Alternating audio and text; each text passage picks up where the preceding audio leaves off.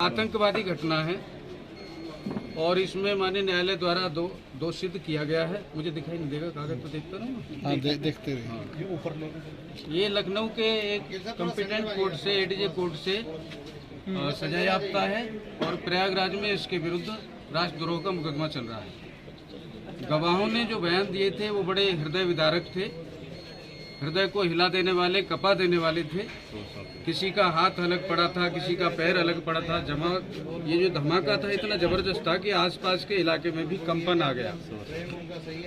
इस घटना में एक 1.25 साल की बच्ची की भी जान गई थी। संकट मोचक मंदिर एक भीड़भाड़ वाला स्थान है।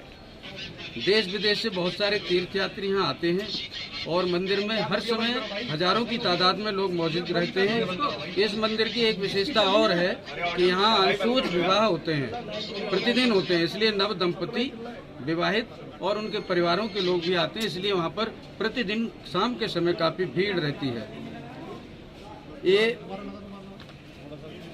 सीरियल बम कांड था। एक ही समय में एक साथ 2 स्थानों पर बम विस्फोट हुआ और एक स्थान पर बिना विस्फोट हुआ बम बरामद हुआ था। 16 निर्दोष लोगों की जानें गई थी। ये जो प्रेजेंट मुकदमा था, मैंने पहले भी बताया कि उसमें 7 लोगों की जानें गई हैं। 76 लोग अपंग हुए हैं, घायल हुए हैं और घायलों के परिवारों ने अपने आत्मीयजनों को खोया। उनकी पीड़ा है, उनका दर्द है। जम्मू फाटक पर जो जीवित अवस्था में बम मिला था वह इतना विनाशकारी था कि यदि फट जाता तो 200 मीटर के क्षेत्र में सब कुछ नष्ट कर देता। सभी बम विस्फोटों के लिए ऐसे स्थान चिन्हित किए गए। दशाश्वमेध घाट वाला मामला है। इसमें बम प्लांट किया गया था जम्मू फाटक के सामने रेलिंग के पास लगाया गया था इस बम को और ये डिफ्यूज कर दिया गया था, बरामद हुआ था।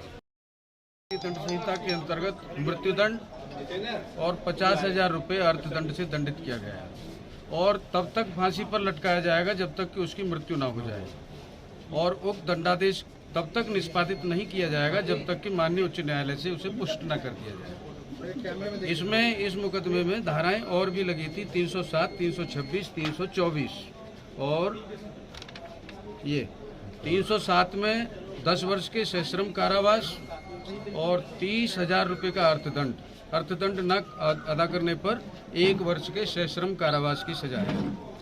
दूसरी धारा है 326, इसमें 7 साल की सजा की गई है और 20,000 रुपये का अर्थदंड है और अर्थदंड अदा न करने पर 6 माह का सश्रम कारावास।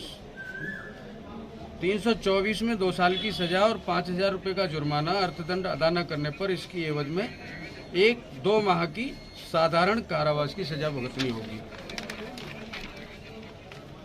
303 विस्फोटक पदार्थ अधिनियम के अंतर्गत सश्रम आजीवन कारावास, 50,000 रुपये का अर्थदंड और अर्थदंड अदा न करने पर 2 साल की सश्रम सजा है। और 4 विस्फोटक पदार्थ के अधिनियम के अंतर्गत 10 वर्ष की सजा और 30,000 रुपये अर्थदंड से दंडित किया गया है। 5 विस्फोटक पदार्थ अधिनियम के अंतर्गत 10 वर्ष के सश्रम कारावास और 30,000 रुपये के अर्थदंड से दंडित किया गया है। अर्थदंड अदा न करने पर 1 साल का सश्रम कारावास। इसी के साथ इसमें 15-16 विधि विरुद्ध क्रियाकलाप अधिनियम की धाराएं लगी थी, तो उसमें भी सश्रम आजीवन कारावास। 16 विधि विरुद्ध क्रियाकलाप अधिनियम के अंतर्गत सश्रम आजीवन कारावास और 50,000 रुपये के अर्थदंड से दंडित किया गया है और अर्थदंड अदा न करने पर 2 साल के सश्रम कारावास की सजा। ये सारे जितनी दोषसिद्धि की सजाएं हैं ये सब एक साथ चलेंगी। ठीक है। इसके अलावा वकील साहब, संकट मोचन मामले में ये फैसला आया? ये संकट मोचक मामले में संकट मोचन मंदिर के मामले में फैसला आया है और इसमें 7 लोग मारे गए थे, 26 लोग घायल हुए थे। घायलों में कुछ अपंग भी हो गए थे। 47 गवाह अभियोजन की ओर से पेश किए गए और 3 बचाव साक्षी पेश किए गए थे। दूसरा जो विधि विरुद्ध क्रियाकलाप अधिनियम का मामला था उसमें भी यही गवाह थे, 47 गवाह और 3 बचाव साक्षी। ठीक है। 5 विस्फोटक पदार्थ अधिनियम के अंतर्गत सश्रम कारावास 30 वर्ष 30,000 रुपये जुर्माना।